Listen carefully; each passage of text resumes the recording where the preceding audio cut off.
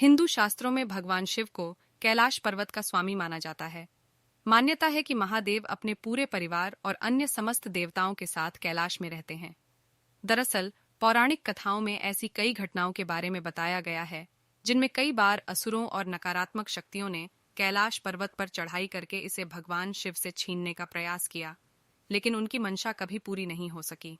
आज भी यह बात उतनी ही सच है जितनी पौराणिक काल में थी। भले ही दुनिया भर के पर्वतारोही माउंट एवरेस्ट को फतह कर चुके हैं, लेकिन कोई आज तक कैलाश पर्वत पर चढ़ाई नहीं कर पाया है। आखिर ऐसा क्यों है? क्या है इसके पीछे का रहस्य? आइए आपको बताते हैं कैलाश पर्वत के रहस्य के बारे में। हिंदू धर्म में कैलाश पर्वत का बहुत महत्व है क्योंकि यह भगवान शिव का निवास स्थान माना जाता है। लेकिन इसमें सोचने वाली बात यह है कि दुनिया की सबसे ऊंची छोटी माउंट एवरेस्ट को अभी तक 7,000 से ज्यादा लोग फतह कर चुके हैं, जिसकी ऊंचाई लगभग 8,000 है। लेकिन कैलाश पर्वत पर आज तक कोई नहीं चढ़ पाया है, जबकि इसकी ऊंचाई एवरेस्ट से लगभग 2,000 मीटर कम यानी लगभग 6,000 मीटर ही है। यह अब तक सबके लिए रहस्य ही बना हुआ है। कैलाश पर्वत के बारे में अक्सर ऐसी बातें सुनने में आती हैं। कई पर्वतारोहियों ने इस पर चढ़ने की कोशिश की, लेकिन इस पर्वत पर रहना असंभव था क्योंकि वहां शरीर के बाल और नाखून तेजी से बढ़ने लगते हैं। इसके अलावा कैलाश पर्वत बहुत ही ज्यादा रेडियो एक्टिव भी है।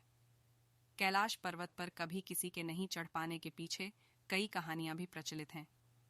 कुछ लोगों का मानना है कि कैलाश पर्वत पर भगवान शिव अपने परिवार के साथ रहते हैं और इसीलिए कोई जीवित इंसान वहां ऊपर नहीं पहुंच सकता। मरने के बाद या जिसने कभी भी कोई पाप न किया हो, केवल वही कैलाश फतह कर सकता है। ऐसा भी माना जाता है कि कैलाश पर्वत पर थोड़ा सा ऊपर चढ़ते ही व्यक्ति दिशाहीन हो जाता है। बिना दिशा के चढ़ाई करना मतलब मौत को दावत देना है, इसलिए कोई भी इंसान आज तक कैलाश पर्वत पर नहीं चढ़ पाया है। सन 1999 में रूस के वैज्ञानिकों की टीम 1 महीने तक कैलाश पर्वत के नीचे रही और इसके आकार के बारे में शोध करती रही। वैज्ञानिकों ने कहा कि इस पहाड़ की तिकोने आकार की छोटी प्राकृतिक नहीं, बल्कि एक पिरामिड है जो बर्फ से ढकी रहती है। यही कारण है कि माउंट कैलाश को शिव पिरामिड के नाम से भी जाना जाता है। जो भी इस पहाड़ को चढ़ने निकला या तो मारा गया या बिना चढ़े वापस लौट आया। यदि आप कैलाश मानसरोवर झील के क्षेत्र में जाएंगे, जो यहाँ आपको निरंतर एक प्रकार की ध्वनि सुनाई देगी। ध्यान से सुनने पर यहाँ आपके कानों में डमरू और ऊं की ध्वनि गुंजायमान होगी। इस ध्वनि का स्रोत आज तक कोई नहीं जान पाया है। वैज्ञानिकों के शोध के आधार पर यह भी कहा जाता है कि यहाँ पर हवाएं जब पहाड़ से टकराती हैं और बर्फ पिघलती है तो यह ध्वनि उत्पन्न होती है। इतना ही नहीं, पर्वत के ऊपर आसमान में भी कई बार विशेष प्रकार दिव्य रोशनी देखे जाने की बात कही गई है। संसार के संहारक भगवान शिव कैलाश पर्वत पर निवास करते हैं। ग्रेनाइट पर्वत पर बर्फ के जमाव से प्राकृतिक रूप से बना ओम का प्रतीक उनकी उपस्थिति का प्रतीक माना जाता है। हम प्रेरितों और नास्तिकों की दुनिया में रहते हैं।